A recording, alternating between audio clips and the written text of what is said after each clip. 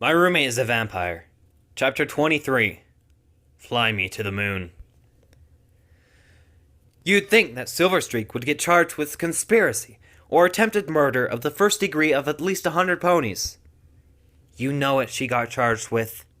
Possession of illegal firearms and explosives and pollution of the water supply. The equestrian justice system did not rule in their favor. A bill was swiftly signed, banning all arms trade with the Griffin nations, and an address was sent out denouncing their lack of authority on black market weapons. The Silver Horseshoes had purchased crates of flintlock pistols and silver bullets for their own use. And so, for an entire day, all the water in the city of Canterlot had to be filtered and purified of the silver dust. It was hardly an issue, seeing as tea was the preferred drink of all the nobles and royals anyway. I soon discovered, afterwards, that while the supernaturals would find the lethal amount of silver in the water to be 250% above the normal amount usually found in trace amounts in the water we drank, the silver in the water could prove potentially harmful to ponies if they consumed it. Not to mention the irreversible damage to the environment. Vinyl had suggested execution to Princess Luna, but she clearly didn't agree, seeing as it had been outlawed for at least 3 centuries. Ultimately, Luna kept the details of Silverstreak's ruling from us, preferring not to provoke our curiosity. Our only guarantee was that Silverstreak was going to be locked up, serving her sentence for a very, very long time.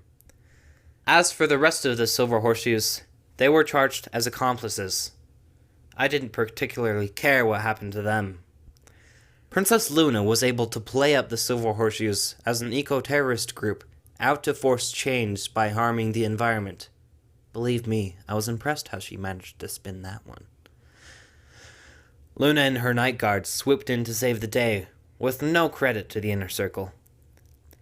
It was jarring to return to some semblance of normalcy in my life. I stress a semblance. While I no longer had to worry about genocidal ponies after my blood, the wolf inside of me did not seem as content. The desire to let loose and give in to the beast was tempting at times. I found that if I kept it caged inside my soul, it would yearn to escape. It seemed that I hadn't made peace with it at all. The time spent inside my subconscious, speaking to the physical manifestation of my inner canine, was only to be into a submission, to give me some peace for the time being as I worked to fix the other problems in my life. The wolf in me was back and there to stay, always wanting to be let out to play. Someday, I'd come to terms with it. But for then, and now, it seemed that an agreement had been reached. My aggression had been toned down slightly, though I could say that I was much more assertive and a little brash and daring. I learned quickly that there were even more downsides to being a lichen. Fleas. Oh, sweet Celestia. Fleas and cats, and the tempting scent of prey. We'd earned our happy ending. I still didn't know what that is, but... Anyways, there were no words said, no teary goodbyes, or any melodramatic things like that. Vinyl simply said, one day in the first week of December, I'm gonna go for a while, alright? Go away, as in leave, and not come back for an extended period of time. How long was not specified. In truth, it was exactly what I wanted. Did I blame her for everything? Yes and no. The blame could not be placed solely on her shoulders. I, too, had brought this upon myself, not keeping my nose out of things. I wouldn't pester Vinyl any more about secrets and whatnot. I knew everything I needed to know. They say distance makes the heart grow fonder. Week 2 of December, Wednesday night. The Grand Galloping Gala. I stood in front of my fixed vanity mirror, fitting in an impeccable tuxedo with coattails. It was masculine, and I dare say I looked very charming. No Vinyl there to comment on it, though. I stood up tall, balanced on my hind legs. Things were looking up. Frederick, Harpo, Brass Beauty, and I stood in the same exact places we stood last year, with the same exact haughty expressions on our faces. Once again, nobles and the upper class of Canterlot chattered the night away. Once again, the decorations were beautiful, and the hors d'oeuvres were tiny. There were the Wonderbolts. There was Fancy Pants, and Flirty-Liss, and Hoity-Toity, and Photo Finish, and Caesar, and the Elements of Harmony. With practiced hooves, we performed our piece again and again on loop. And of course, being who I was, I got the hardest part of the piece. Déjà vu. Oh, I prayed that pink Amina would not show up again, if this year's gala was meant to be a repeat. This year, instead of the bright aesthetic design of last year's gala, this year had a much darker, more subdued theme, reminiscent of Princess Luna's quote covers. If only Vine was here. I stumbled, my bow faltering. I quickly picked up my pace again, making sure not to waver and get distracted. I was working. No time to think about her. Hey there. On the outside, my expression did not change. I continued playing and kept an irritated, standoffish expression. On the inside, I was squealing like a fool. She was here! She was here! Care to dance? With a slight tilt of my head, I looked sideways to see Vinyl standing there, in a dress from Rarity's Carousel Boutique. Oh, she even has earrings on! Hello, Vinyl, I said stiffly, going through the motions of playing. Where have you been? Taking a break. Got a dress. I can see that. So, wanna dance? In the middle of something. Oh, don't worry, I got a DJ. You? Hey no, I'd bring the entire castle down with my bass. Come on, every pony, you wanted to party? So let's party! A familiar voice chimed in. Oh, sweet baby Luna, she's here! My eyes bulged. In the blink of an eye, a DJ set had been set up on our little stage, with that pink monstrosity at the reins. Vinyl extended a hoof towards me. May I have this dance? I looked back at my group. Harpo and Brass Beauty nodded eagerly, the widest grins on their faces. Frederick rolled his eyes and smirked. I set my cello down right there on the floor and jumped off, fixing the lapels on my suit. I grabbed her hoof. You may. Hey there, every pony! Time to rock this gala, Pinkie Pie style, starting off with a nice classy piece for all you rich ponies. Pinkie Pie hollered into the microphone. Fly me to the moon! Fly me to the moon! Vinyl and I took the center of the dance hall, holding each other up, standing upright, looking into each other's eyes as we swayed back and forth. Already we'd begun to garner a crowd. Ponies murmured around us, but we didn't care.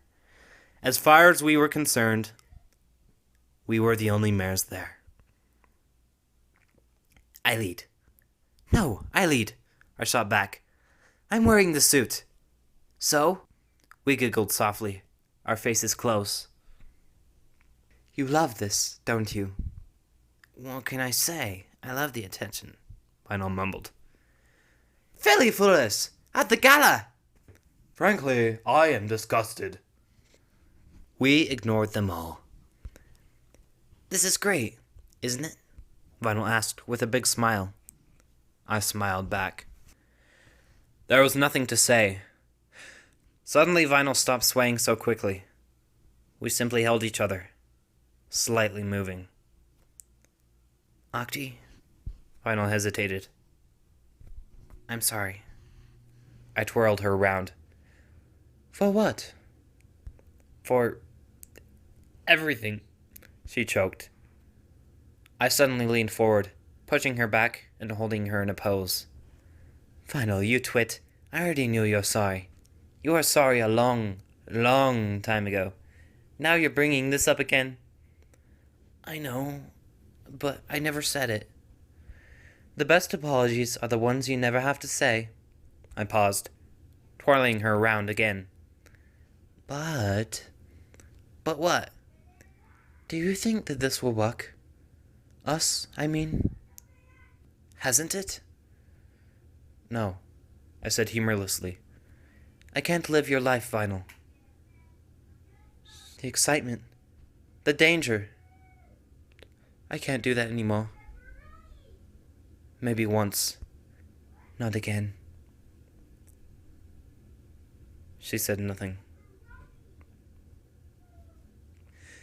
Will you be done with your work as a cleaner? Luna says I'm still suspended for my little stunt. Are you done? She was silent for a while.